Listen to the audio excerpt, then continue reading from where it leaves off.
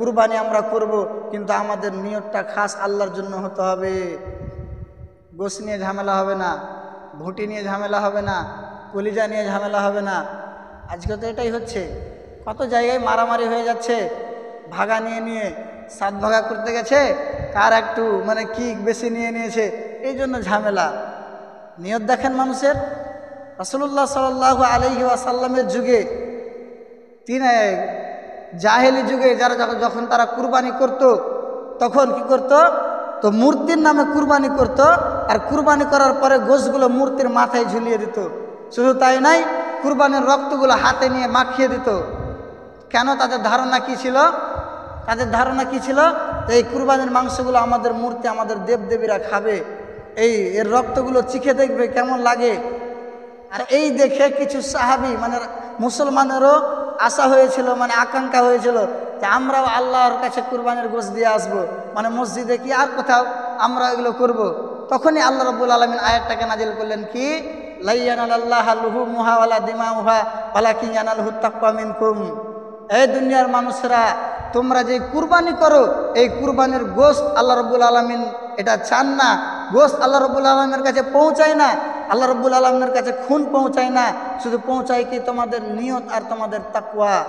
তোমরা কি নিয়ত কুরবানি করছো? আপনার এলাকার রহাটপুরের সমস্ত মানুষ যদি পুরো কুরবানি, যতগুলো কুরবানি হবে সব কুরবানির একটা একটা করে কলিজা মসজিদের এক কোণাতে কিংবা এই জায়গাতে যদি এসে রেখে যায় রাত্রিবেলায়, আর পরে আল্লাহ রাব্বুল আলামিন উঠিয়ে নেবেন, তাহলে আদৌ অসম্ভব, এটা কোনোদিন সম্ভব হবে না। আপনি যেরকম রেখে যাবেন সেরকমই থেকে যাবে। আপনি যদি এক ধামা গোশ রেখে যান, এক ধামাই থেকে যাবে। আল্লাহ রাব্বুল আলামিন কখনো আপনার গোশ চিখেও দেখবেন না, কখনো আল্লাহ রাব্বুল আলামিন আপনার গোশ নিয়ে যাবেন না। আপনার গোশ দেখবেন না, কিছুই দেখবেন না, শুধু নিয়ত দেখবেন, কি নিয়তে আপনি কুরবানি করছেন। বুঝতে পারলেন? হাবিল আর কাবিল কুরবানি করেছিল। কাবিল নিয়ত খারাপ ছিল। কাবিলের নিয়ত কি? কাবিল কুরবানি করেছিল গমগুলো, গম যেগুলো আমরা লাগাই, বিশাল গমের চাষ করত। গমের চাষ করছে, তো এ কী করতো, ভুঁয়ে গেল, যাওয়ার পরে যেগুলো কমজোর গম, গাছগুলোকে উফড়ে উফড়ে এসে কুরবানি করছে। কত নিয়তে ঘাটতি। আল্লাহ রাব্বুল আলামিন ওই কাবিলের কুরবানিকে গ্রহণ করেনি। এজন্য আমাদের সব সময় নিয়তটাকে সাফ রাখতে হবে। কোনো সময় যদি গোশতে খাঙি হয়ে যায়, কি আর হয়ে যায়, কিছু হয়ে যায়, তাহলে এটা ভাববে না যে আমার গোশ কমে গেল। আপনার গোশ নয় ওটা, ওটা তো আল্লাহ রাব্বুল আলামিনের গোশ। আপনি তো আল্লাহর জন্য করেছেন, কিন্তু আপনাকে অফার দিয়েছেন যে গোশটা আপনি খেতে পাচ্ছেন।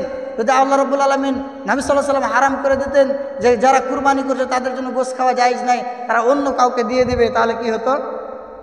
এজন্য সবসময় আমাদেরকে খেয়াল রাখতে হবে, আমরা আমাদের নিয়তটাকে সঠিক রাখবো। এই 6টি কথা আপনাদের সামনে বলে আজকের মতো বিদায় নিচ্ছি। আল্লাহ রাব্বুল আলামিন যাতে আমাদের সকলকে এই কথাগুলোর উপর আমল করার তৌফিক প্রদান করেন, আমিন।